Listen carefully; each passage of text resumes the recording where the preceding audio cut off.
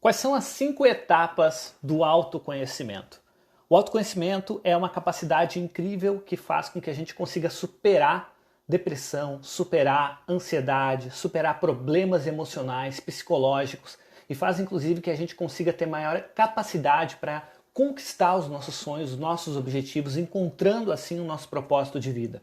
Desenvolver o autoconhecimento é uma coisa que é fundamental para toda pessoa, porque ela entende quem ela é, as coisas que ela carrega, os atravessamentos que ela tem, os comportamentos que a sabotam e as potências onde ela pode explorar. Imagina você conhecer suas maiores capacidades, saber quais são os seus maiores desafios também, e saber quais são as repetições que hoje sabotam sua vida, e saber também quais são as capacidades mais potentes que você tem para poder dar uma virada na sua vida, mudar drasticamente, não somente na questão pessoal, no desenvolvimento pessoal, mas em questão de relações, questão profissional, questão até mesmo da sua própria organização da sua vida.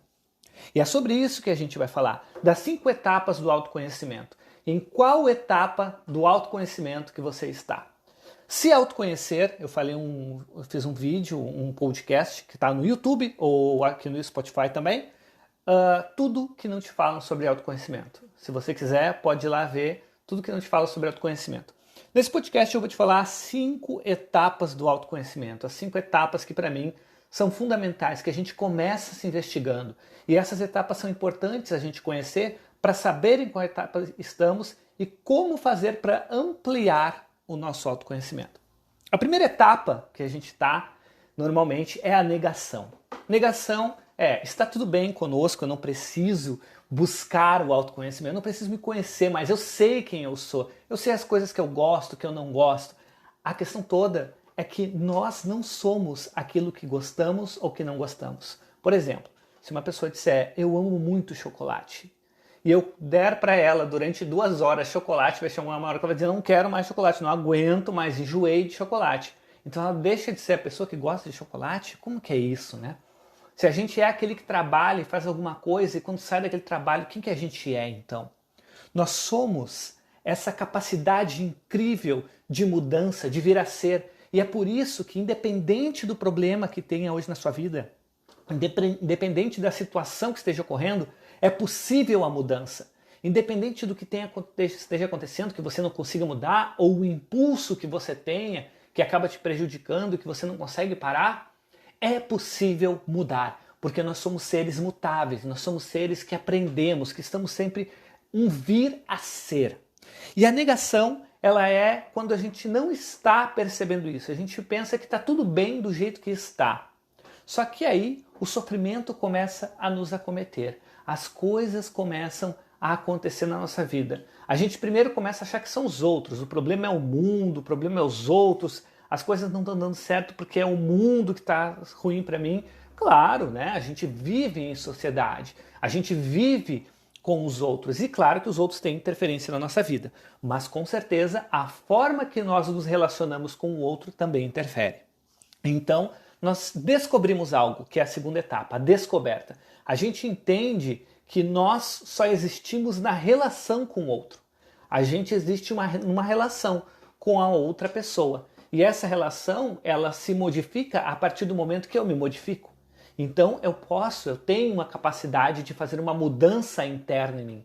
E de que há coisas em mim que eu não sei, que há coisas inconscientes, que há uma mente inconsciente que governa as minhas ações. Então essa descoberta, a gente vai para o caminho da descoberta. Talvez você esteja nesse passo de descobrir, de buscar, de ir atrás, de tentar entender como é a sua mente, como que a mente opera, como que ela funciona, como que funciona esse sistema todo complexo. E aí a gente passa para o terceiro, que é a investigação. Começa-se a investigar, começa-se a buscar, a ler, a fazer terapia, a meditar, a fazer uma busca espiritual, tudo isso por uma questão de autoconhecimento. Mas, quando a gente começa a investigar, a gente chega no 4º passo, que é o conflito. E esse passo é muito importante, porque a gente se dá conta de que há emoções que são muito angustiantes, de que há emoções dentro de nós e coisas dentro do nosso inconsciente que são muito difíceis de lidar. E talvez esse seja o ponto que você esteja. Se você está assim, vou dar início a uma busca pelo meu autoconhecimento, fazer uma terapia, que é sempre muito importante buscar fazer uma terapia. Eu vou buscar estudar mais sobre como a mente opera, vou começar a estudar mais sobre como que funciona o inconsciente, como que funcionam as minhas ações, né? Como que eu me comporto nas relações. Essa busca pelo autoconhecimento, você começa a encontrar as emoções que são angustiantes, coisas que fazem a gente sofrer, porque vai entrar em contato com a nossa história de origem. E na nossa história de origem, a gente tem muitas coisas que mexem com o nosso coração de maneira positiva, pessoas que a gente ama, mas porém, pessoas que a gente ama, que essas pessoas que a gente ama, elas têm a chave do nosso coração. Então, quando elas fazem coisas para nós, isso gera um sofrimento também.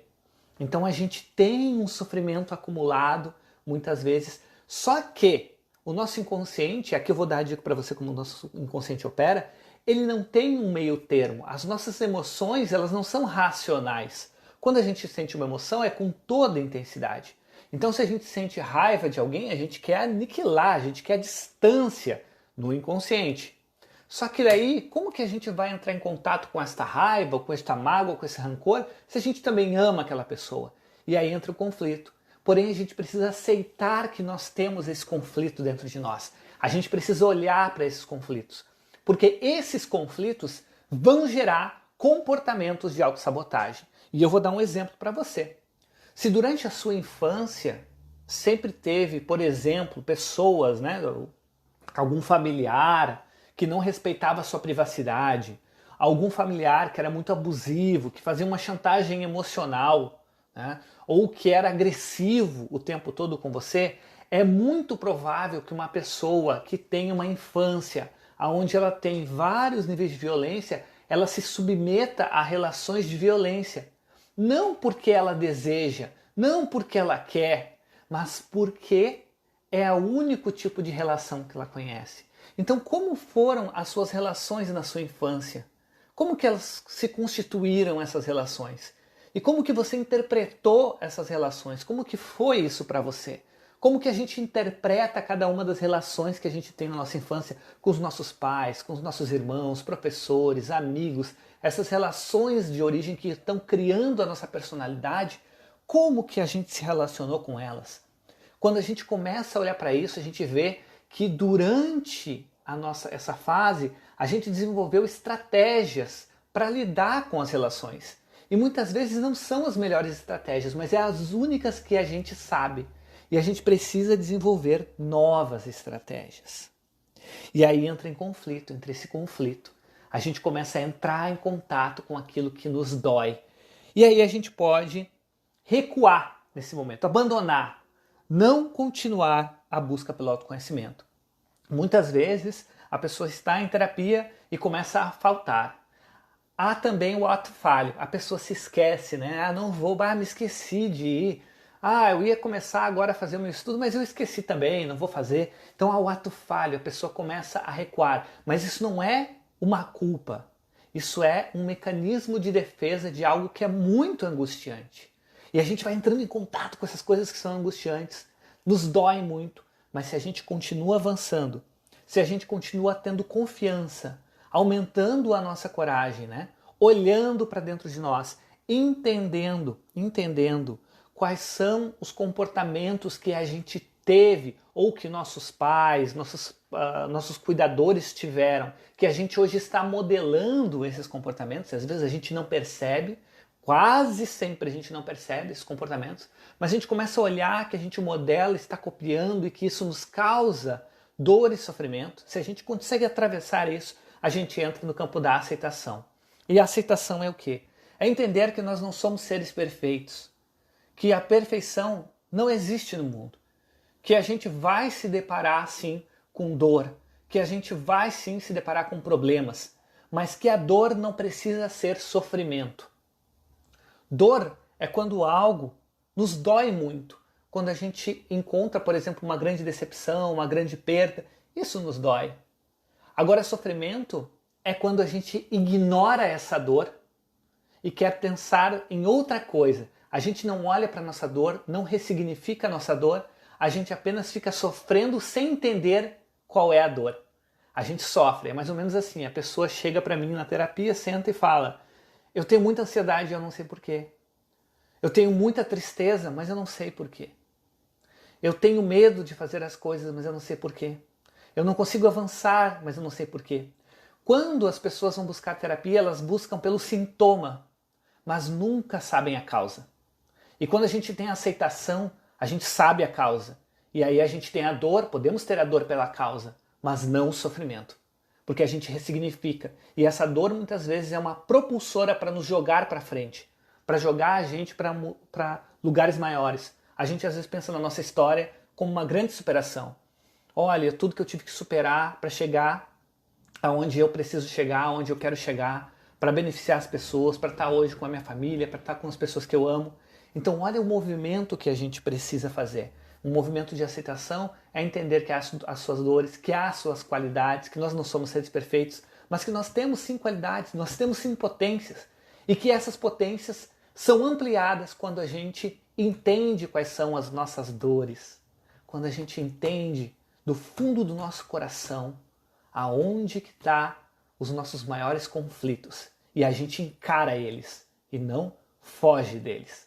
Essa é a diferença. Quando você vai fazer uma terapia e a pessoa pensa assim: eu estou falando sempre a mesma coisa, né? Eu fico ali falando, eu estou remoendo. Uma vez, mais de um paciente me falou isso, que ele está ali remoendo.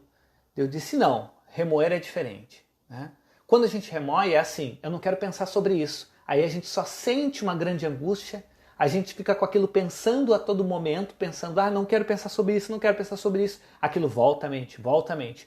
Mas quando a gente fala, quando a gente está na frente de um profissional falando sobre aquilo que nos dói, nós não estamos remoendo. A gente está elaborando, olhando de outra perspectiva, buscando entender aquilo que aconteceu com a gente, criando outros recursos e outras formas de lidar com aquilo que nos faz sofrer, aquilo que nos dói o coração, né? Entendendo as nossas dores.